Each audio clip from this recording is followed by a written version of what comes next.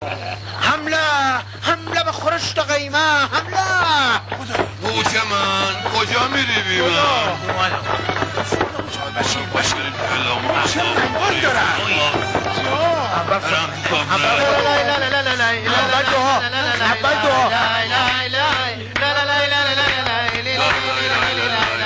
هر دارد امانتی موجود بسپارد به بند قلمون بسپارد اگر شود مفقود بند مسئول با مقرزاده نخواب هم بود.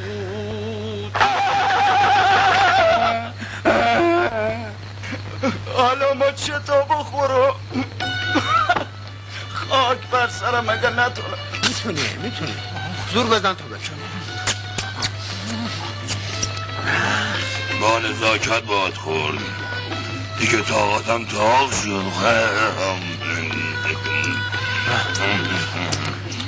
صداش میره بیرون.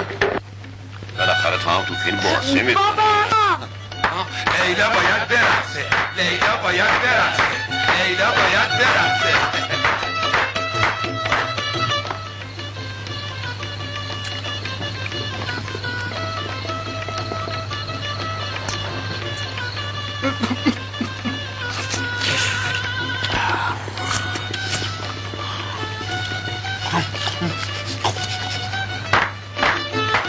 زلفکارم خوشت میاد؟ آریه اون نه 10,000 تومان پول دادم. حمله به هلیکوفت تبریزی، حمله. ما بی جانش کردم، شما بخورین شما.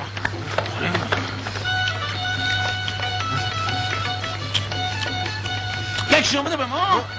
بی تربیت. زمان آقا چرا این همه دارن میخوان تو نمیداری ما بخوریم؟ آقا چرا کوفته منو میخوری؟ خدا رو کارت بکن دیگه. خود دوست دارم دیگه. حالا دیگه نمیدونم بخورم. ببر خونت بخور. خورشتم برید برم دیگه. کوفته هم بریز. اینم خورش. مرشد قش سرپا کرده، من لغمش تو دارون بالای گیر کرده. بدم شده. پروردگارم ما را بیامرد. از شام چی لیلا؟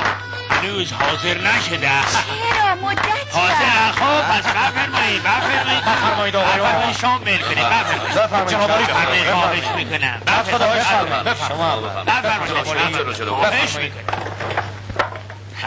بفرمایید سر سفره.